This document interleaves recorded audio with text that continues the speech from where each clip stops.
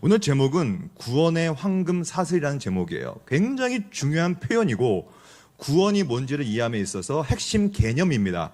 이거를 알아야 여러분들이 최소한 구원받은 신자로서 내가 어떤 구원을 받았는가를 알 수 있기 때문에 오늘 이 자리에 제가 좀 와서 이 내용을 좀 말씀드리려고 합니다. 저는 박재은 교수라고 하고요. 저는 전공이 뭐냐면 여기 적혀 있는 것처럼 조직신학이에요. 조직신학이 뭐냐면 여러분 조직신학하면 다들 어려워하시고 무서워하시는데 왜냐하면 자꾸 조직폭력배 이런 그러니까 조직 이런 게 떠오르니까 그게 아닙니다. 이 조직이라는 건 뭐냐면 체계라는 뜻이에요. 체계. 즉 하나님은 체계가 있으시고 질서가 있으신 분이기 때문에 그분이 말씀하신 바가 계시라고 불러요. 그분이 드러내심, 자기 스스로가 드러나심, 계시라는 말을 쓰는데 그 계시가 기록된 것을 우리는 성경이라고 부릅니다. 그러므로 성경을 쭉 읽다 보면 굉장히 질서 잡힌 형태로 교리가 나한테 들어오게 되는 거예요. 그러니까 오늘 저는 그 작업을 하려고 합니다. 성경을 통해서 이 구원이라는 교리가 어떻게 체계적으로 거기에 기록되어 있는가. 그리고 그것이 얼마나 여기 막 왔다 갔다 하고 있는 저게 뭐냐면 황금 사슬이거든요. 구원이라는 것이 얼마나 이렇게 값비싸고 굉장히 반짝반짝 빛나는 너무 귀한 선물, 목걸이가 우리한테 주어지는 것이다. 이게 혹시 오늘의 핵심 개념이에요. 다시 한번 말씀드릴게요. 여러분 지금은 여러분 눈빛을 보니까 굉장히 의지가 넘쳐요. 여러분 이 텐션 유지하십시오. 50분 남았어요. 지금 45분밖에 안 남았어요. 이제 이 45분 동안 여러분 이 텐션을 유지해가지고 오늘 개념을 정확히 이해하시고 떠나시길 간절히 축원드립니다. 아 정말로 이거 이 시간이 되면 안 되잖아요. 우리가 귀한 시간이니까. 이 구원의 황금사이라는 것은 제가 전공했던 것처럼 조직적인 교리 체계예요. 그러니까 굉장히 조직적이고 체계적이고 질서 잡힌 구원에 대한 교리를 저는 오늘 아주 쉽게 좀 설명드리려고 합니다. 여러분들이 아마 제가 드렸던 강의안을 보면요, 이거 너무 어렵겠는데 라고 생각할 수 있어요. 근데 절대 그런 걸 다 보지는 않겠습니다. 왜냐하면 그것은 신학교에서 제가 가르칠 때 이제 같이 나누는 내용이고 그것을 좀 더 쉽게 제가 설명드리려고 합니다. 그러면 이 구원의 황금 사슬, 이 개념 정리를 좀 하겠습니다. 이 개념은 제가 만든 게 아니에요. 이 개념을 최초로 혹은 가장 많이 명확하게 활용했던 분이 있는데 그분이 누구냐면 윌리엄 펌킨스라는 신학자입니다. 이 신학자는 17세기 저기 영국을 살았던 사람이에요. 윌리엄 펌킨스가 이 옆에 보면 이게 이제 책이거든요. 그래서 A Golden Chain, 황금 사슬이라는 뜻이죠. Golden Chain이라는 책을 썼어요. 책. 그러니까 오늘 주제는 윌리엄 펌킨스가 쓴 구원의 황금 사슬이라는 개념 하에서 우리가 어떠한 구원의 선물들을 받아 누리고 있는가, 그것을 한 6가지 정도 보려고 해요. 그래서 6가지를 보면서 내가 받은 구원은 너무 값비싼 선물이구나. 그리고 내 목걸이에 너무나 값비싼 선물이 매어져 있구나. 그리고 놀랍게도 이 하나하나의 구원의 선물들은 끊어지지 않는구나. 그게 사슬의 특징이에요. 사슬.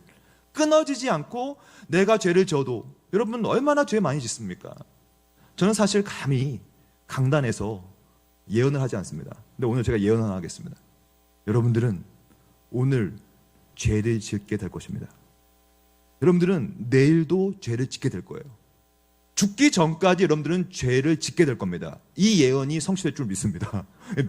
어쩔 수 없어요. 성취가 됩니다. 왜냐하면 우리는 죄를 지어요. 매일매일. 그렇기 때문에 오늘도 내가 열심히 가정교회를 해보고 제자훈련을 받아보고 교사로 섬기고 막 몸부림치는 거예요. 신앙생활 하려고. 근데 또 내가 넘어집니다. 죄를 지으니까. 그러다 보니까 어떤 사람들이 이렇게 생각하는 거예요. 내가 드디어 또 죄를 졌구나. 나는 이제 이 받은 구원에서 탈락당하는구나. 나는 이제 하나님께서 나를 버리시겠구나. 내가 이렇게 큰 죄를 졌으니. 하지만 오늘 개념은 그것을 반대로 말하고 있어요. 그렇지 않다. 나는 너를 그리스도의 피 묻은 십자가가 서려 있는 구원의 황금사슬을 너한테 걸어줬어. 그러므로 너와 나는 묶여 있어. 너가 힘들고 넘어지고 또 넘어져도 너를 잡고 있는 것은 나의 선택과 그리스도의 사랑과 로마서 8장에 정확히 말하고 있죠. 그 어떤 피조물도 그리스도와 우리 안에 있는 사랑을 끊을 수 없느니라. 이 끊을 수 없다라는 개념이 황금 사슬로 우리가 묶여있다는 개념이에요. 그러니까 아무리 죄를 져도 우리를 버리지 않습니다. 하나님은 그런 분이 아니에요. 그것을 따라해 봅시다. 언약. 이게 언약인 거예요. 언약이라는 것은 내가 너를 지명하여 불렀나니 너는 내 것이야. 그러면 내가 너에게 황금 사슬을 걸어줄 거야. 그러면 너는 맨날 싸워야 되지만 또 넘어지지만 괜찮아. 내가 또 도와줄게. 누가? 성령이. 성령께서 우리가 감히 어떻게 할지 모르지만 너희가 모르지만 내가 친히 너희를 위해서 말할 수 없는 탄식으로 간구해 줄게. 왜냐? 그분은 보혜사시니까. 그렇게 성령께서 오셔서 또 도와주시고 이게 구원의 황금사슬이거든요. 그러므로 구원의 황금사슬의 큰 틀은 이렇게 생겼습니다. 먼저 우리에게 부르심을 줘요. 부르심. 너는 이제 하나님의 자녀야. 너는 사탄의 자녀가 아니야. 에베소서 2장을 읽어보면요. 거기에 문법적으로 과거 완료형이 쓰이고 있어요. 죄로 인해 죽은 자들. 그러니까 우리 모두 다 죄로 인해 죽었지만 본질상 진노의 자녀로 태어나지만 우리를 불러주는 것으로부터 구원은 시작돼요. 너는 더 이상 사탄의 자녀가 아니야. 너는 이제 하나님의 자녀야 라고 불러주시면 여러분 이 논리를 잘 따라가셔야 오늘 2시간 강의가 이해될 겁니다. 한번 의지를 발동해 보십시오. 이해를 추구해 보십시오. Faith seeking understanding. 이해를 추구하는 신앙을 가져보십시오. 일단 우리가 태어날 때부터 죄인으로 태어나지만 우리를 하나님의 자녀로 불러주십니다. 그게 황금사슬의 시작 구슬이에요. 그러니까 우리를 불러줘요. 너는 이제 하나님의 자녀야. 그 불러주신 자에 한해서 뭘 주시냐면 그 두 번째 구슬인데요. 거듭남을 주십니다. 중생이라고 하죠. 그래서 이 거듭남, 다시 태어나게 만들어주는 거예요. 이것도 배울 거고요. 다시 태어나면 그 증거가 뭐냐면 우리 안에 회개할 수 있는 능력이 생기고 믿음이 생겨요. 그러니까 이게 다 연결되어 있는 겁니다. 첫 시작점은 부르심이고, 그래서 저는 오늘 첫 시간에는 부르심, 거듭남, 회심까지만 보고 쉴 거고요. 쉬었다 돌아와서 칭의, 성화, 견인까지 보고 오늘 마무리할 거예요. 즉, 이 6가지를 한 틀에서 보려고 합니다. 그러면 여러분 지금 의지가 괜찮습니까? 네, 좋아요. 지금까지 좋아요. 지금 의지가. 제가 아직까지 보고 있어요, 여러분. 의지 떨어지면 좀 말씀드릴게요. 그래서 첫 번째가 바로 부르심인데요. 이 황금 사슬이 갖고 있는 4가지의 특징이 있습니다. 이건 제가 파악한, 연구한 결과물인데요. 뭐냐면 첫째, 왜 황금 사슬이냐면 너무 값비싼 거예요. 왜냐? 그리스도의 피 때문에 그렇습니다. 그리스도의 피가 이 사슬 안에 서려 있기 때문에, 거기 안에 막 묻어 있기 때문에 너무 귀중한 선물이 바로 구원이에요. 그래서 우리는 구원을 함부로 다뤄서는 안 돼요. 굉장히 값비싼 거예요. 근데 이 값비싼 선물은요, 하나님께서 애따 부르시면 먹어라, 그 다음에 나는 거듭남을 안 줄게, 이런 건 없어요.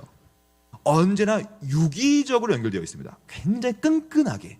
그래서 하나님은 불러주시면 반드시 우리한테 거듭남을 주세요.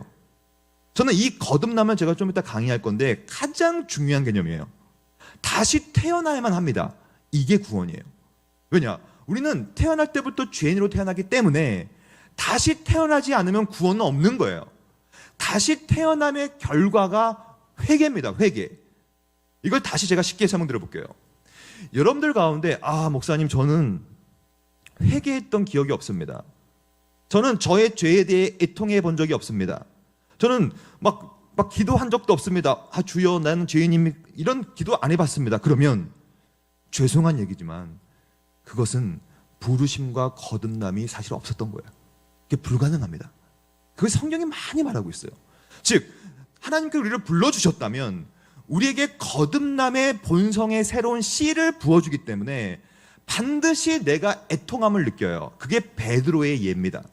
베드로 볼까요? 예수님께서 지나가시다가 베드로야, 저기 가서 그물을 던져. 그물을 던졌어요. 엄청난 물고기를 잡습니다. 그 다음에 베드로가 했던 행동을 기억하십시오. 어떻게 했습니까? 주님께 달려갔어요. 그 앞에 무릎을 꿇고 엎드렸어요. 그 다음에 뭐라고 했어요? 주여, 나는 죄인으로소이다. 나를 떠나소서. 무슨 말입니까?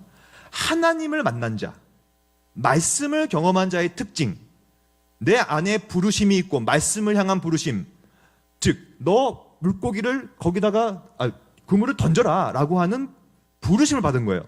그 부르심을 받고 순종했기 줬기 때문에 거듭남의 은혜가 누려졌고 그 다음에 엄청난 열매를 받고 나서 했던 일은 회개였어요. 회개. 주여 나를 떠나시옵소서. 왜냐하면 말씀 앞에 선 자, 하나님을 만난 자, 하나님 앞에 단독자로 선 자의 특징은 뭐냐면 나의 더러움을 깨닫는 거예요. 내가 너무 더러움을 깨닫는 거예요. 만약에 여러분들이 저는 괜찮습니다. 전 더럽지 않아요. 전 죄인이 아니에요. 당신이 죄인이죠. 권사님, 집사님, 장로님, 목사님, 당신들은 죄인이고 나는 의롭습니다. 라고 얘기하면 거듭남은 없었던 것입니다. 그것이 증거기 때문에. 하지만 거듭나고 회심을 하게 되면 우리가 더 이상 죄인으로 인정받지 않고 의인이라고 인정받아요. 의인. 그것을 칭의라고 부르죠. 그러므로 결속이 되어 있어요. 불변한 결속. 그러므로 여러분들 스스로 나의 구원을 평가해 보시면 됩니다. 내가 과연 회심이 있었는가? 내가 마음속에 회개하는 마음이 있었는가? 이 안에 내가 어디에 들어가 있는가? 내 안에 이것이 불변한 결속이 있는가? 근데요, 칭의를 누리면 하나님께서 우리에게 거룩한 삶을 살 수 있는 능력을 또 줍니다. 그것을 성화라고 부르거든요. 그러므로 이 모든 것이 나에게 묶여 있고 불별하신 하나님이 이것을 한번 걸어주시면 다시 취하거나 빼앗지 않는다는 것을 알기 때문에 하나님의 불변하신 은혜로 인하여, 그러므로 이 황금사슬은 우리에게 뭘 주냐면 여기 적혀 있죠. 위로와 평안을 줍니다. 나는 그럼에도 불구하고 절대로 끊을 수 없는 황금사슬에 묶여 있구나. 내가 받은 구원 내가 열심히 살아야 되겠구나. 하지만 나는 힘들지만 또 도움을 받겠구나. 성령을 통하여. 이러한 것들을 통하여서 이 전 황금사슬의 개념들이 확립이 되어가는 것이죠. 그러면 이것이 이제 구체적인 내용은 아니고 굉장히 개론적인 내용이라고 했다면 지금부터는 좀 더 강론으로 들어가겠습니다. 그래서 오늘은 총 1, 2, 3, 4, 5, 6, 7번 중에 1에서 6번까지만 배울 거예요. 완성은 종말론이기 때문에 오늘은 하지 않고요. 특별히 첫 시간은 1, 2, 3번만 배우고 쉬었다가 4, 5, 6번을 배울 겁니다. 그래서 이러한 맵을 가지고 내비게이션을 찍어보겠습니다. 이 내비게이션을 잘 따라오시기 바랍니다. 첫째, 구원의 시작점을 말씀드리겠습니다. 가장 중요한 거예요. 많은 사람들이 오해하는 것이죠. 구원이라는 건 여러분 크게 두 가지 방식이 있어요. 기억하십시오. 인간이 해나가는 구원의 방식이 있고 동시에 하나님이 주도적으로 하는 구원이 있습니다. 언제나 교회의 역사는 이 두 가지가 싸워왔어요. 여러분들도 이 두 가지 중에 하나에 위치해야만 합니다. 구원을 받기 위해서는. 그러면 먼저 인간 방식을 볼게요. 인간 방식은요, 고대의 방식부터 시작됩니다. 이 사람들 보십시오. 왜 이렇게 자기 몸을 해합니까? 왜 이렇게 자기가 이렇게 힘들게 살아갑니까? 이게 고행의 방식이거든요. 옛날 사람들은요, 고대 사람들은요, 구원을 받기 위하여, 하나님을 만나기 위하여 자기를 복종시키고 순종시키고 자기를 해했어요. 이게 고행의 방식이거든요. 마치 우리나라에도요, 저기 산에 올라가서 천지신명께 비나이다 비나이다 물 떠놓고 기도하잖아요. 이게 얼마나 힘든 일입니까? 불교에 가면 3000배례가 있어요. 3000번을 무릎 꿇고 절하는 겁니다. 그렇게 하면요, 이거 물리학적으로 봤을 때 이거 무릎 나가버립니다. 3000번을 계속 하니까. 그 정도로 내가 절대자 신 앞에 내 지성과 감천으로 감동시키겠다. 여러분, 이거는 기독교가 아닙니다. 이건 기독교가 아니에요. 기독교의 구원은 나로부터 시작되지 않아요. 따라해 봅시다. 기독교의 구원은 나로부터 시작할 수가 없다. 절대 안 돼요. 내가 지성이면 감천이요, 내 뚫고 나를 고행을 시키고 안 돼요. 이러한 방식이요, 계속 발전돼 가지고 어디까지 발전됐냐면 중세에 가면요, 중세라는 것은 넓게 보면 10세기에서 15세기까지 보는데요, 짧게 보면 12, 13세기, 14, 15세기 정도 보는데요, 이때는요 어떠한 사람들이 있었냐면 기둥성자라는 사람들이 있었어요. 이게 뭐냐면 그냥 기둥을 한 2m에서 10m 세워놓고 거기 위에 올라가요. 그래서 평생 동안 내려오지 않습니다. 거기서 먹고 싸고 그러면요, 먹을 걸 누가 올려주냐면 기둥성자 제자들이 먹을 걸 올려줍니다. 그럼 그걸 또 먹어요. 먹으면 어떻게 돼요? 또 싸야겠죠? 그럼 싸. 그럼 밑에서 그걸 받아요. 그럼 이게 거룩하다. 거룩한 성문이다. 우리 선생님이 이렇게 버티셨구나. 그래서 내 옆에 있는 기둥성자가 더 오래 있고, 그러니까 서로 경쟁하는 결국에 누가 더 오래 버티는가. 그러면 왜 버티는가? 이렇게 오래 버티면 죽기 전까지 거기서 머물러 있으면 그 사람은 극락에 이른다. 지복직간 하나님을 바라볼 수 있게 된다. 이게 다 뭐예요? 내가 하는 거예요. 내가 올라가서 내가 버티고 또 버티고. 이것이 종교적으로 발전되면요, 바로 그것을 유대교라고 불러요. 유대교 생각해 보십시오. 행위구원이면 율법을 지키는 거 얼마나 어렵습니까? 여러분, 율법을 지키는 것만큼 어려운 게 없어요. 그래서 율법으로는 절대로 구원에 이를 수 없습니다. 너무 어려워요. 어떻게 율법을 지켜요? 율법을 다 지키는 불가능합니다. 근데 유대인들은 율법을 지킴을 통하여 구원에 이르려고 하는 거예요. 근데 이게 다 안 됩니다. 안 되는 이유가 있어요. 왜 고행도 안 되고, 내가 열심을 다하여 구원을 위해서 노력하는 것이 왜 안 되고, 내가 왜 율법을 지킬 수 없냐면 그것이 바로 성경의 가르침이에요. 성경은 제가 참 좋아하는 구절들을 다 모아놨습니다. 우리는 전적 타락했어요. 우리는 완전 타락해버려가지고 나 스스로 뭘 할 수가 없는 것을 인정함으로부터 구원은 시작됩니다. 이게 기독교의 은혜예요. 왜냐? 나로부터는 아무것도 할 수가 없으니 이제 하나님을 믿게 되는 거거든요. 그게 믿음이요. 그리고 하나님께서 은혜를 주시지 않으면 나는 구원을 받을 수가 없다라는 것을 인정해야만 은혜가 작동되게 됩니다. 여러분, 이거 이해하셨겠죠? 이게 기독교의 구원이거든요. 성경을 봅시다. 예레미야서 17장 9절. 만물보다 거짓되고 심히 부패한 것이 내 마음인데, 이건 비교형이에요. 모든 것보다도 부패한 게 여러분과 저의 마음이라는 거예요. 이 마음이 썩어 문드러졌는데, 근데 여러분 다른 사람 볼 필요 없어요. 권사님 더 썩었지. 아니라니까. 아닌데 우리 모두 다 그것이 바로 시편에 나와 있습니다. 시편 이 말씀은요, 기가 막혀요. 다 치우쳤다. 전부 다 그냥 다 치우쳐가지고 함께 더럽다. 선을 행하는 자가 없으니 하나도 없도다. 아무도 없다는 얘기예요. 아무도 없는데, 내가 지금 선을 행할 능력이 아무것도 없는데 어떻게 나로부터 구원이 시작됩니까? 불가능합니다. 입술, 독사의 독이 가득하죠. 어떤 분들은 신앙이 좋다고 하지만 한마디만 해도 그냥 남을 그냥 죽이는 말 하는 분들이 있어요. 우리 화평교는 없지.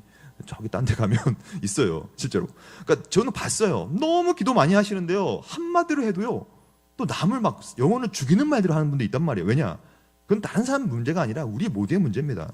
우리 마음이 썩었기 때문에. 히브리 문학에 의하면, 이거 다 히브리 문학이잖아요. 우리 마음의 창문이 입술이기 때문에 다윗은 계속 입술에 대한 말을 하는 거예요. 우리 혀가 날카롭다. 입술 아래에는 독사의 독이 가득하다. 그러므로 우리의 지정의가 망가져 버렸기 때문에 이사야서 59장 7절에 보면 생각이 악해요. 너무 악해요. 너무 악한데 어찌 감히 우리 스스로 구원에 이르리요? 라는 얘기거든요. 시편 5장 9절, 5편 9절. 입에는 또 나오죠. 입이 곧 심중입니다. 히브리 문화에 의하면, 즉 우리의 심중이, 창문이 입이기 때문에 입과 심중은 연결되어 있어요. 목구멍이 열린 무덤 같죠. 생명의 말씀을 전해야 될 텐데 죽음의 말들만, 가십들만 얘기하고 있죠. 이게 우리예요. 그러므로 제가 정말로 겸비한 자세로 대하고 있는 성경 구절, 로마서 3장 10절 같이 읽겠습니다. 하나, 둘, 셋. 기록된 바 의인은 없나니 하나도 없으며. 기독교의 구원은 여기서부터 시작됩니다. 나는 의롭지 않구나. 나는 소망이 없구나. 나는 누군가가 나를 구원해 주지 않으면 나로서는 구원에 이를 수가 없구나를 인정하는 것부터 구원이 시작되는 거예요. 그것이 없으면 황금 사슬도 필요가 없어요. 왜냐하면 내가 구원을 이미 내가 스스로 받을 수 있으니까. 그래서 제가 오늘 제가 참 좋아하는 두 명의 신학자를 소개시켜 드릴 텐데요. 첫 번째는 존 칼뱅이라고도 하고 존 칼빈이라고 하는 선생님인데요. 그래서 이분이 자신의 책에서, 기독교 강요라는 책에서 이렇게 설명합니다. 이건 저와 여러분들의 얘기죠. 사람의 전부가 머리끝부터 발끝까지 홍수에 빠져버렸다. 저는 지금 서울 동작구에 살고 있거든요. 이번 폭우 동작구가 제일 심했어요. 거기가 지금 우리 집 동네 밑에가 싹 잠겨버렸어요, 그때. 근데 그것처럼 홍수가 나버리면요, 우리가 잠겨버리는 것처럼 완전히 죄에 압도당해가지고 죄에서 벗어나 있는 부분이 하나도 없어요. 왜냐? 압도당해 버렸으니까. 홍수에 빠져버렸으니까. 사람에게서 나오는 모든 것이 죄로 물들어 있는데 어찌 감히 우리가 열심을 다하여 고행을 통하여 하나님께 나아가겠으며 평생 동안 중세 저 위로 올라간다고 해서 뭐가 되겠으며 율법이요? 안 됩니다. 율법을 지킬 수가 없어요. 왜냐? 행위는 지킬 수 있지만 행위로는 우리의 마음을 지킬 수 없기 때문에 율법은 불가능해요. 다시 말씀드립니다. 율법의 핵심은 행위가 아니에요. 마음이에요. 마음. 즉 너가 하나님을 사랑하고 있느냐, 너가 이웃을 사랑하고 있느냐의 마음의 문제니까 지킬 수가 없어요. 우리는. 왜냐? 우리 마음은 썩어 문드러졌으니까. 이거를 인정해야 합니다. 그러므로 이거를 인정하면 그때 부르심의 사슬이 우리한테 들어오는 거예요. 그게 뭐냐? 바로 내가 구원해 줄게. 아, 너는 소망이 없네. 너는 진짜 소망이 없음을 네가 발견했구나. 너 스스로 애통해야 하는구나. 이제 내가 언약적인 방식으로, 그 언약은 뭐냐면 죄인들을 구원할 머사이아, 메시아를 보낼 것이다. 그분이 주 예수 그리스도다. 오로지 그분을 통하여만 내가 너에게 구원을 주겠다라고 하는 이것을 언약적 방식이라고 부르거든요. 이 언약적 방식을 통하여, 즉 이 언약을 삼위일체 하나님, 제가 좀 스피드하게 나갈게요. 잘 따라오시면 됩니다. 그냥 삼위일체 하나님을 통하여서 이 언약이 우리한테 주어진 것이 구원이에요. 즉 내가 시작할 수 있는 건 아무것도 없습니다. 이것을 인정하는 것이 기독교의 구원이에요. 이게 가장 중요합니다. 왜냐하면 지금도 많은 사람들은 오해해요. 내가 뭔가를 봉사하면 복을 받는다 생각해요. 아닙니다. 복을 받았기 때문에, 그것 때문에 우리가 뭔가를 봉사할 수 있는 능력이 생긴 거예요. 내가 뭔가를 했기 때문에 구원을 주는 게 아니에요. 하나님은 그런 분이 아니에요. 왜냐? 우리는 할 수 있는 능력이 없으니까. 오히려 반대예요. 삼위일체 하나님께서 우리에게 구원을 주시면 이제 내가 구원받은 자로서 그 능력을 가지고 이제 봉사하고 이제 행위하고 이제 신앙생활을 해나가는 것입니다. 이게 우선순위의 문제거든요. 그래서 이렇게 말합니다. 구원이라는 것은 그러므로 내가 하는 것이 아니기 때문에 그리스도의 사역에 근거합니다. 즉 내가 할 수 없으니 그리스도가 이 땅에 내려오셔서 나 대신에 모든 걸 해주신 거예요. 그래서 그리스도의 공로에 힘입을 때만 구원이 이루어집니다. 근데 그것을 누가 하시냐? 바로 성령께서 그 일을 하십니다. 그래서 이것은 아까 삼일체론에 나와 있죠.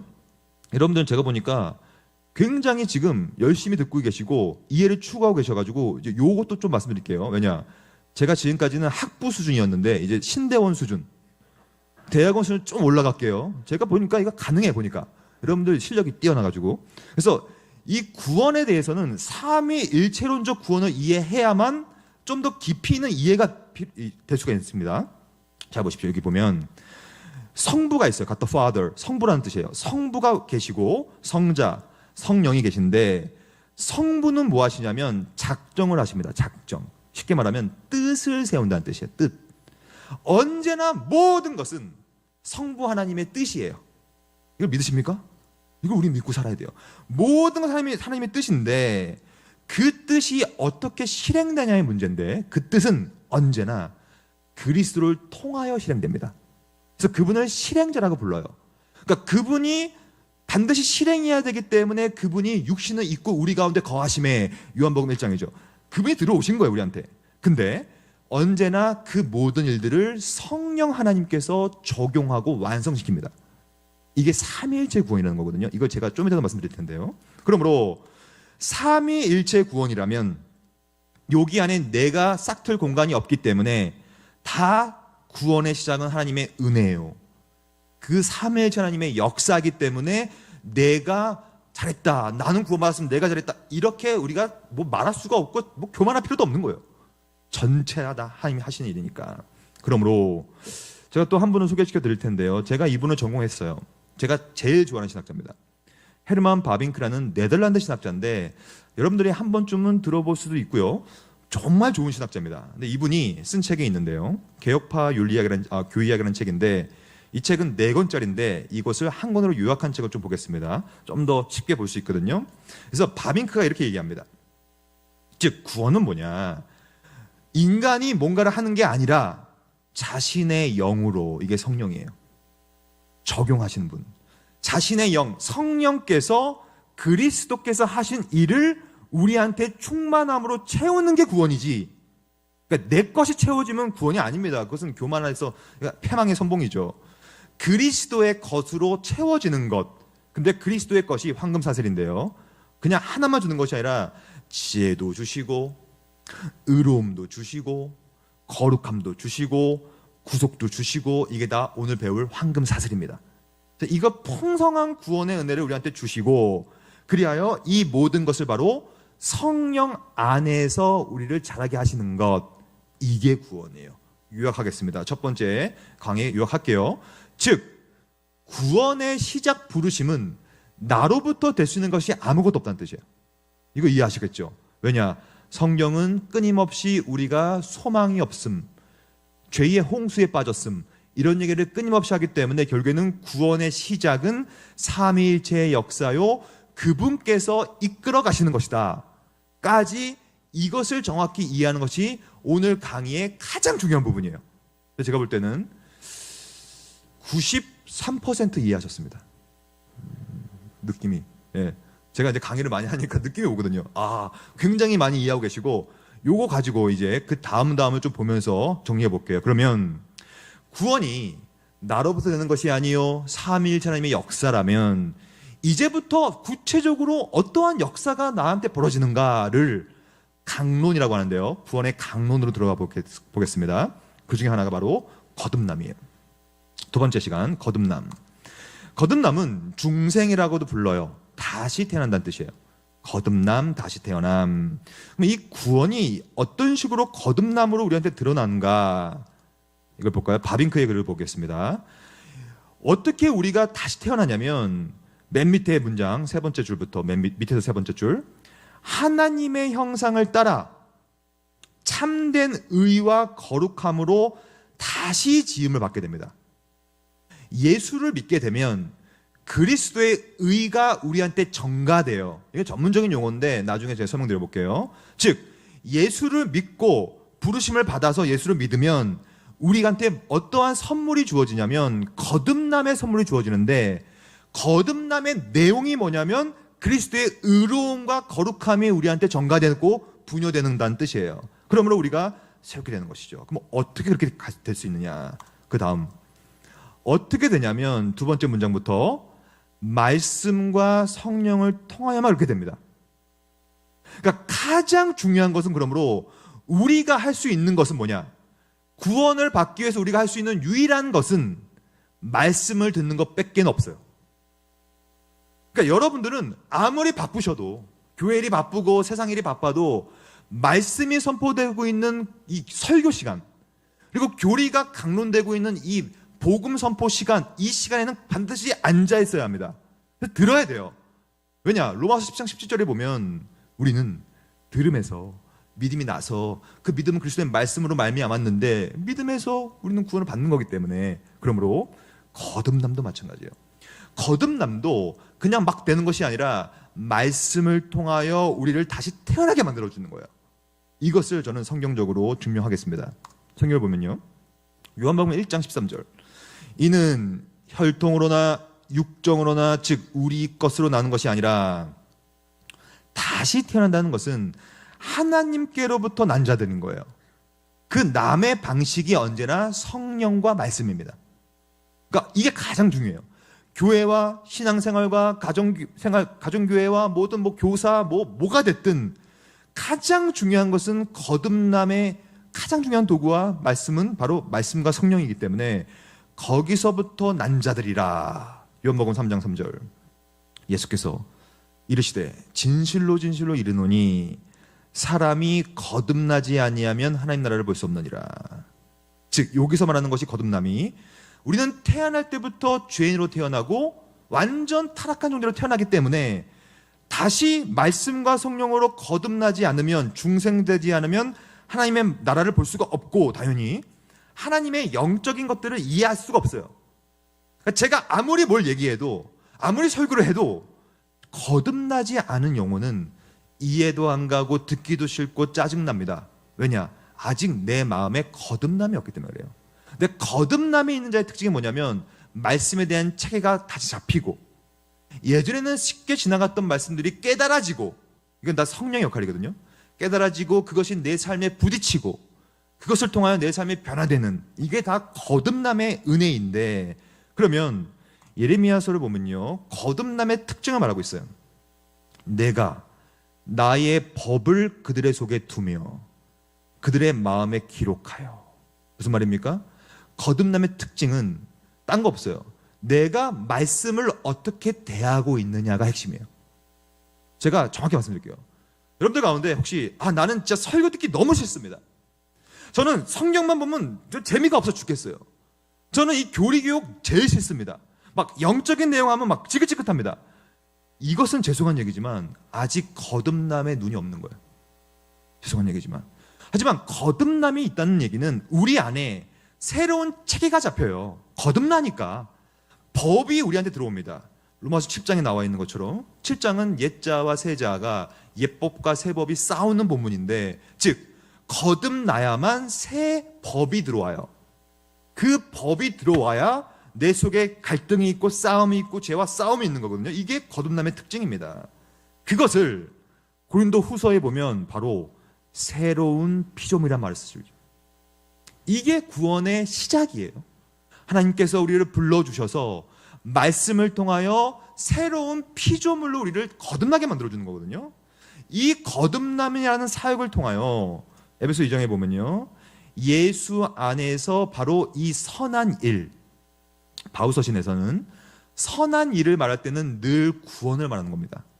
하나님께서 선한 일을 우리 안에 시작하시고 그것을 위하여 우리는 지음을 받았고, 그래서 이 모든 성경 구절들을 요약하자면 바빙크의 특징이 요약을 잘합니다. 이렇게 바빙크 이렇게 얘기하죠. 하나님이 사람 안에서 변화를 이루시는데, 변화예요. 변화. 내가 아직도 말씀에 대한 태도와 자세의 변화가 없다면 또 죄송한 얘기지만 구원의 부르심과 거듭남이 없었던 겁니다. 그럼 불가능하기 때문에 그래요. 새로운 법이 들어왔는데 가만히 있을 수가 없는 겁니다. 변화가 이루어지고 이것을 거듭남이라고 부른다라고 얘기하고 있죠. 지금 우리가 다루고 있는 주제죠. 근데 많은 사람들이 이걸 오해했어요. 어떻게 오해했냐면, 그래도 거듭남도 내가 뭔가를 해야 되지 않습니까? 내가 할 건 뭡니까? 라고 또 외쳤어요. 그래서 뭔가를 하려고 그랬어요. 그것을 뭐라고 부르냐면 바로 준비적 은혜라고 부릅니다. 즉 내가 그래도 준비해야, 내가 좀 내 마음도 준비하고 헌금도 좀 내고 교회 봉사도 좀 하고 직분도 받고 이렇게 내가 뭔가를 좀 준비해야 은혜 받는 거 아닙니까? 아니라니까요, 여러분. 이게 불가능하다니까요. 우리는 이미 부르심이라는 개념을 통하여서 우리는 소망이 없음을 발견했어요. 즉 우리가 뭔가를 준비해서 거듭나게 된다면 어떻게 되냐면, 집사님 저는 거듭났어요. 왜냐하면 전 준비했거든요. 왜 당신은 거듭 안 났어요? 에이, 준비를 덜 하셨네요. 이렇게 정죄하게 되고 비교하게 되기 때문에 성경은 말하죠. 우리의 구원은 나로부터 된 것이 아니라 철저한 은혜이기 때문에 그 누구도 자랑치 못한다. 거듭남에는 준비적 은혜가 필요 없습니다. 준비적 은혜를 말하는 전통이 바로 로마 가톨릭인데요, 그것과 싸운 전통이 개혁파 신학이에요. 개신교회예요. 우리 화평교회도 개신교회입니다. 그러므로 준비적 은혜는 필요 없어요. 그러므로 거듭남은 철저히 하나님 스스로 하시는 일입니다. 내가 할 수 있는 거 없어요. 이것을 신학에서는 단동사이라 불러요. 단동이란 뜻은 하나님 홀로 일하신다는 뜻이에요. 마치 예수께서 니고데모에게 이렇게 말하죠. 사람은 위로부터 나야 된다. 즉 하나님께서 위로부터 나게 해주시는 것이다. 내가 준비해서 거듭나는 것이 아니다라는 얘기죠. 그러므로 그렇게 되어야만 그들은 지금 새로운 피조물이다. 시간이 많이 없으니까 제가 이 빨간색으로 되는 것만 보고 있는 겁니다. 잘 따라와 보십시오. 지금 대단히 잘 따라오고 계세요. 보니까 제가 지금 깜짝 놀라고 있어요. 되게 만족스러워요. 여러분들이 잘 따라오셔가지고 좋습니다. 좀 더 볼게요. 그러면 이 거듭남은 뭐라고 얘기하는가? 요한이 거듭남에 대해서 가장 많이 얘기했어요. 늘 했던 말이 뭐냐면 위로부터 나는 것이다. 즉 나로부터 날 수 있는 건 없다는 뜻이죠. 위로부터 난다는 뜻은 뭐냐? 물과 성령이에요. 성령은 홀로 일하지 않기 때문에, 말씀과 함께 일하기 때문에 결국에는 이 모든 것은 말씀의 역사입니다. 말씀. 그러므로 위로부터 역사죠. 말씀을 듣고 나도 모르는 상태에서 하나님께서 부르심을 주시고 내가 준비가 없음에도 불구하고 나를 거듭나게 만들어주기 때문에 바빙크는 말하죠. 맨 밑에 그것은 항상 엄밀한 의미에서 하나님의 일이에요. 무슨 말입니까? 저는 오늘 여러분들이 다른 건 다 몰라도 이 구원의 시작과 논리 구조를 정확히 파악하고 돌아가셔야 될 텐데 그것이 바로 구원의 시작은 바로 하나님의 일하는 사건. 이걸 정확히 알아야 돼요. 왜냐? 많은 사람들이 이것을 아직도 오해하고 있어요. 그래서 자꾸 내가 뭔가를 하려고 하는 거예요. 그래서 부작용이 나는 겁니다. 내가 했기 때문에. 원래 내가 하면요 자기 의가 높아집니다. 그래서 당신은 왜 안 합니까? 라고 가요. 남을 정죄해요. 근데 나는 아무것도 아니고 하나님께서 해주셨습니다. 사람이 내적으로 변화되고 새롭게 된 것은 내가 한 게 아닙니다. 하나님의 은혜입니다라고 하면 자기 의보다는 그리스도의 의가 높아지는 행위거든요. 그것이 구원의 시작이라는 얘기죠. 그러므로 우리의 의지 불필요합니다. 거듭남에 있어서는 우리가 의지를 갖고 할 수 있는 게 없어요. 우리의 선택 불필요합니다. 우리의 행위 불필요합니다. 이래서 바빙크 이렇게 얘기하죠. 여기에는 맨 밑에 협력에 대해서 하나님께서 우리를 변화시켜 주시고 하나님께서 우리의 의지를 개발시키고 변화시켜 주시는 것이지 내가 준비해서 내가 뭔가를 해서 될 수 있는 거듭남은 없다. 없습니다. 이것을 전문적인 용어로 바로 그 유명한 표현 이것을 불가항력적 은혜라고 부르는 겁니다. 따라해 봅시다. 불가항력적 은혜. 여러분들이 받은 구원의 선물도 여러분들이 뭔가를 해서 받은 게 아니라 불가항력적으로, 즉 우리가 뭔가를 하기도 전에, 우리가 그리스도를 사랑하기도 전에, 우리가 그리스도를 알기도 전에 우리를 선택하셨다는 뜻이에요. 그러니까 나의 의지가 없죠. 그러니까 불가항이라는 것은 하나님, 나는 하나님의 은혜를 받기 싫어요.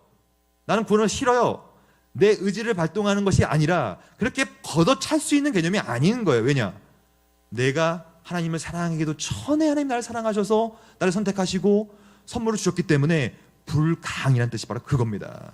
즉 어떤 사람은 I do not want to be regenerate, 나는 거듭나기 싫어요 라고 외치는 사람이 있어요.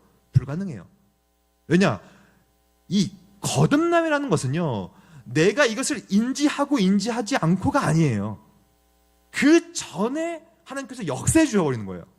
우리가 뭘 하기도 전에, 하나님을 사랑하기도 전에, 심지어 하나님을 알기도 전에 우리를 거듭나게 만들어버리기 때문에 내 의지가 없다라는 개념이 바로 불가항이다.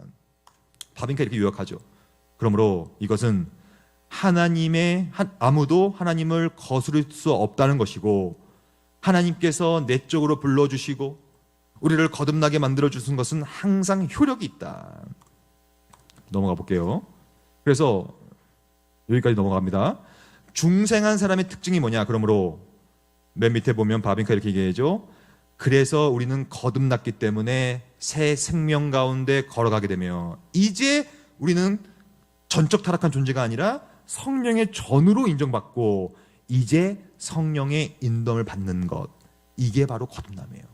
그러니까 이미 여러분들이 구원받았다면 여러분들의 의지 전에 이미 불가항력적으로 은혜가 임했으며 이미 구원의 황금사슬을 여러분들 전인에 묶어놓은 거예요. 우리를. 이게 바로 거듭남의 은혜거든요. 그러므로 거듭남은요 미스터리입니다.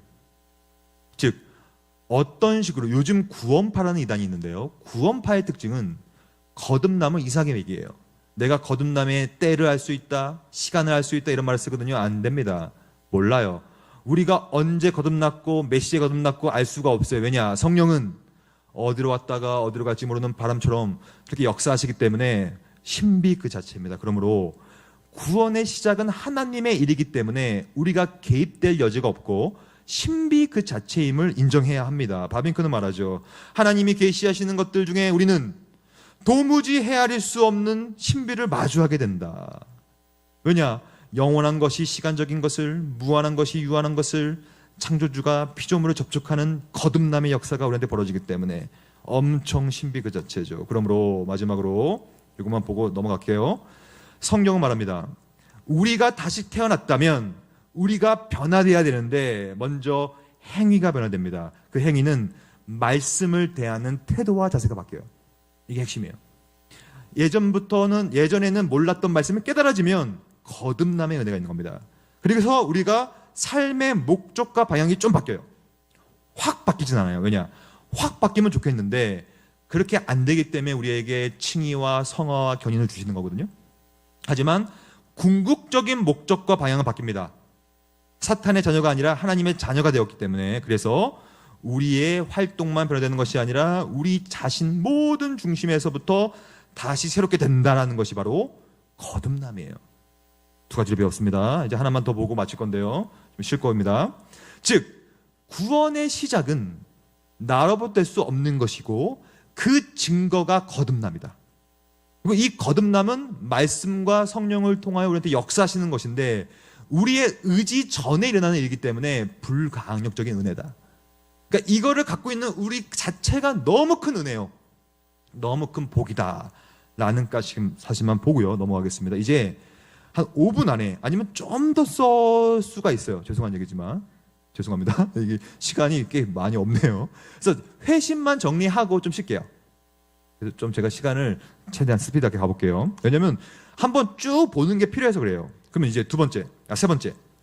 거듭나면 어떻게 되는가? 거듭나면 회심이 되는데요. 이것만 봅시다. 중생의 두 가지 열매. 이게 중요해요. 즉, 거듭나면 우리에게 열매가 맺혀요. 그러니까 하나님이 주시는 열매인데요. 그것은 첫째는 믿음을 우리가 갖게 되는 것이고, 두 번째는 회개를 하게 됩니다. 그래서 이것을 이 아주 중요한 표현을 바빙크가 썼어요. 굉장히 중요한 거니까 한번 잘 보십시오. 우리가 중생하게 되면 지성과 관련해서는 믿음을 받게 되는 거예요. 그래서 하나님의 말씀을 믿게 됩니다, 우리가.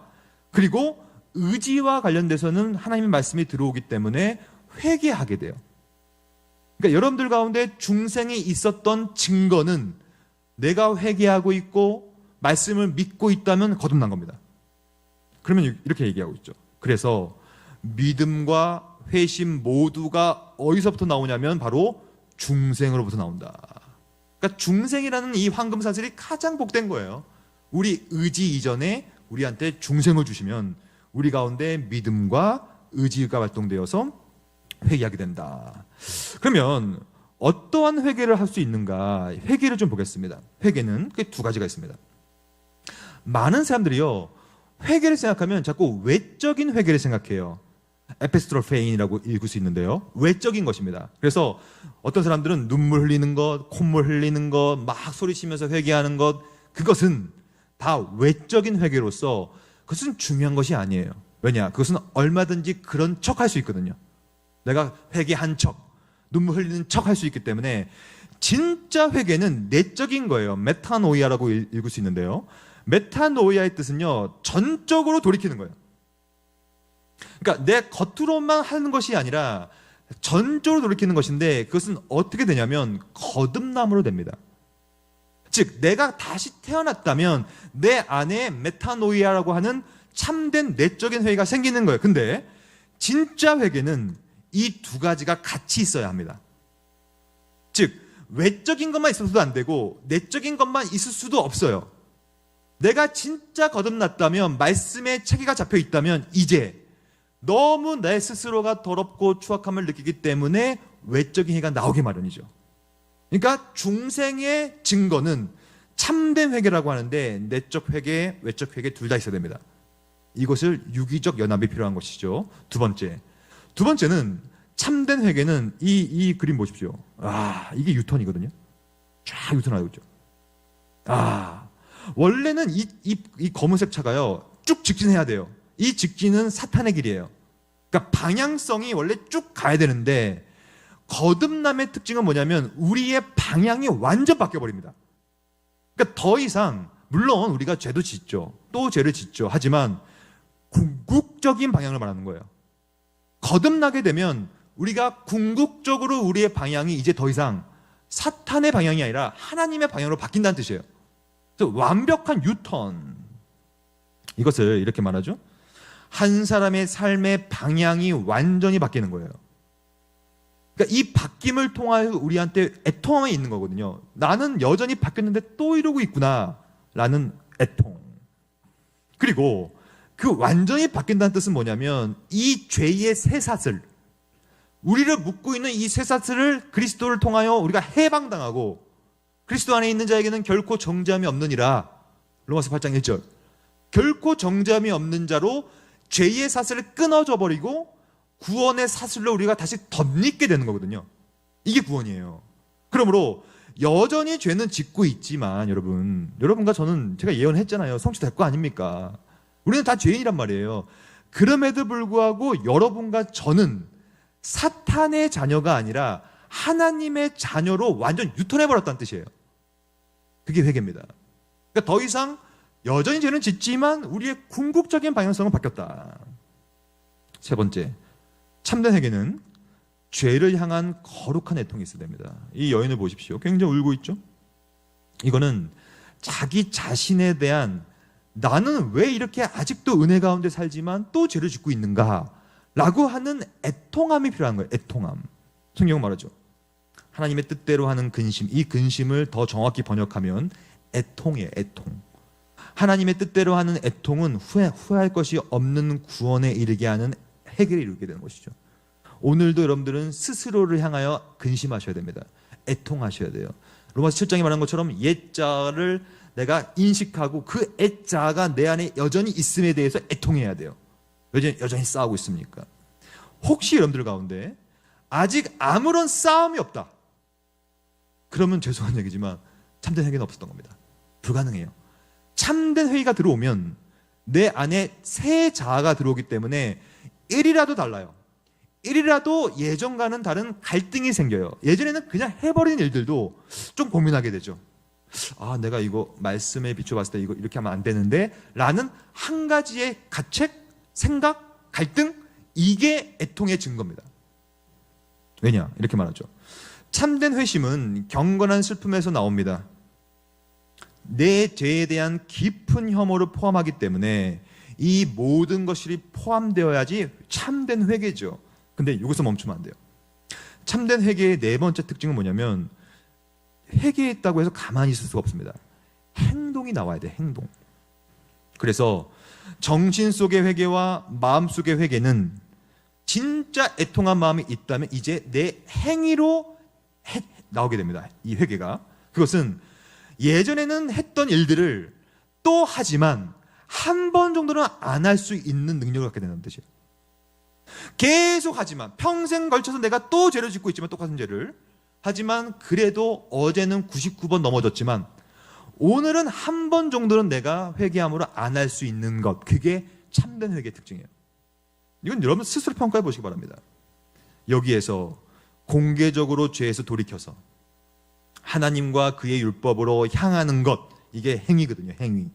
이 행위가 필요한데 이 행위는 믿음만 3분 만에 정리하고 마칠게요. 그래서 쉬겠습니다. 좀 죄송합니다. 시간 못 맞춰서 좀만 더 써볼게요. 마지막이에요. 믿음. 그러면 이 회개가 있다면 그 증거가 뭐냐면 이제 믿음을 갖게 돼서 믿음의 행위를 하게 돼요. 그래서 믿음을 좀 정리하고 좀 이제 쉬겠습니다. 믿음은 뭐냐? 많은 사람들이 믿음을 오해해요. 내가 믿음은 믿음이라고 생각해요. 아니에요. 그건 내 믿음이죠. 그건 주관적인 것이고 믿음이라는 건 뭐냐면 그리스도라는 분의 약속의 말씀, 즉 가장 중요한 것은 믿음의 대상을 파악하는 거예요. 여러분 교회를 믿으면 됩니까? 안 됩니까? 안 돼요. 목사도 믿어서 안 돼요. 그 어떠한 존재도 우리의 믿음의 대상이 될 수 없어요. 우리가 믿을 수 있는 유일한 대상은 그리스도 외에는 없습니다. 그러니까 믿음의 대상을 정확히 규정하는 것이 믿음을 이해함의 핵심이에요. 무엇을 믿느냐는 거예요. 무엇을. 뭘 믿어야 되냐면 첫째, 여기 나와 있죠? 그리스도가 누구시냐를 믿어야 됩니다. 그리스도의 존재라고 부르죠. 그리고 그리스도가 무슨 일을 하셨는가를 믿어야 돼요. 그리스도의 사역이라 부르죠. 이 두 가지를 알아야 믿는 겁니다. 생각해 보십시오. 제가 정말 오랜만에 김정민 목사님 만났어요. 제 친구예요. 근데 저는 김정민 목사님에게 제 휴대폰과 제 노트북을 맡길 수 있어요. 왜 맡길 수 있을까요? 아니까. 저분이 누군지 알고 내 친구고 내 동기고 아니까 믿는 거예요. 맡길 수 있는 거예요. 근데 화평교에서 제일 가까운 지하철역이 뭐예요? 어디요? 화정역? 예, 화정역에 제가 지금 가면요 처음 만나는 사람 많이 만납니다. 근데 저는 처음 만나는 사람에게 제 휴대폰과 제 노트북을 맡길 수 있어요, 없어요? 못 맡기는 이유가 뭘까요? 모르니까. 모르는데 어떻게 믿어요? 즉, 믿음은 아는 겁니다. 즉, 여러분들이 예수님이 누군지 몰라. 그리고 그 이해가 되게 얕아. 그러면요, 믿음이 약한 거예요. 모르는데 어떻게 믿습니까? 모르는데 믿는다는 건 거짓 믿음이죠. 제가 그 역에, 화전역에 가가지고 누군가를 모르는데 어떻게 제 걸 맡깁니까? 그 믿음은 거짓 믿음이죠. 마찬가지입니다. 왜 내 믿음이 약한 줄 아십니까? 왜 내 삶에 변화가 없는지 아십니까? 생각보다 내가 신앙생활 오래 했음에도 불구하고 예수님의 존재와 사역을 모르는 거예요, 여전히. 그 이해가 낮은 거예요. 그리스도가 누구신지를 더 정확히 모르고 있기 때문에 그럴 수밖에 없지요. 모르면 믿음이 약할 수밖에 없는 거예요. 그래서 이렇게 말하죠. 믿는다는 것은 뭐냐? 언제나 그리스도의 인격에 대한 신뢰, 그분이 누군지 알아야 신뢰하죠. 하나님의 아들에 대해 사도들을 통해 주신 증언, 이게 성경 말씀인데요. 그 말씀을 내가 아는 것에서 시작된다. 그러면 이 알을 누가 주느냐? 믿음은 내가 할 수 있는 게 아닙니다. 선물입니다. 그러므로 너희에게서 믿음이 난 것이 아니요, 하나님의 선물인데요. 이 선물을 받으려면 어떻게 해야 되는가? 지금부터 믿음의 본질을 정리하고 시겠습니다. 죄송합니다. 시간을 좀 더 써서. 믿음의 본질은 그러므로 지식입니다. 따라해 봅시다. 믿음의 본질은 아는 것이다. 꼭 기억하십시오. 내가 믿음이 약한 이유, 믿음의 행위가 안 나오는 이유, 아직도 알미 없어요. 그리스도가 누구신지, 그리스도가 어떤 일을 하셨는지, 하나님이 누구신지, 교회가 뭔지, 신앙생활은 건 뭔지, 삼위일체가 뭔지 잘 모르기 때문에 믿음이 약할 수밖에 없죠. 그래서 바빙크는 말합니다. 언제나 지식이 믿음에 앞선다. 제가 정말 좋아하는 표현이에요. 역사적 지식이라는 것은 그 성경에 나타난 쭉 그 역사적 지식을 말합니다. 그 역사적인 지식이 내 믿음에 앞서 있는 거예요. 내가 그것을 알아야 믿는 거예요. 그래서 이 바빙크가 이렇게 얘기하죠. 기독교의 구원은 우리가 그것을 알고 있을 때만 유익을 준다. 그러니까 오늘 이 시간이 되게 귀한 시간입니다. 구원에 대해서 알고 배우고 익혀야 그 알매서부터 믿음이 자라나는 거기 때문에. 그래서 이 알미 시작되면 두 번째, 바로 내가 지식을 가지고 알고, 그 알은 알매서 끝나지 않고 이제 내가 아는 것을 신뢰하게 됩니다. 그러니까 지식은 우리에게 똑똑함만 주지 않고 신뢰까지 줘요. 이렇게 주죠. 믿음이 우리를 향한 하나님의 선이, 곧 믿음은 맨 마지막에 개인적인 확신을 준다. 그래서 바리새인의 믿음과 우리의 믿음이 다른 이유는, 바리새인은 알았지만, 예수님의 말씀을 직접 들었지만 확신을 가지지는 않았어요. 근데 우리의 특징은 알면 그 알에 대해서 확신하여 예수를 믿으면 구원을 받는구나, 그분이 메시아구나 라는 사실을 확신하게 되죠. 그래서 이 확신은 세 번째, 바로 보이지 않는 것에 대한 확신을 갖게 되는 거예요. 히브리서 11장에 잘 나와 있죠. 그렇기 때문에 여러분 오해하지 마십시오. 믿음은 믿고 끝나는 게 아닙니다. 믿음은 믿음으로 퉁치는 것도 아니에요. 믿음은 언제나 아는 것이요, 알아야 아는 것에 확신을 거하여 그것을 믿게 되는 거기 때문에 믿음은 이 두 가지 지성과 의지의 기능의 뿌리를 받고 있는 거예요. 그래서 믿음이 강하다는 얘기는 충만히 알고, 알에 대해서 신뢰하고, 그것을 확신을 거하고, 그것을 동의하여서 이제 아는 대로 살아가는 의지를 발동하는 것. 굉장히 복합적인 거예요. 멀티플렉스한 거예요. 컴퍼스티브한 거예요. 복합적이라는 뜻이죠.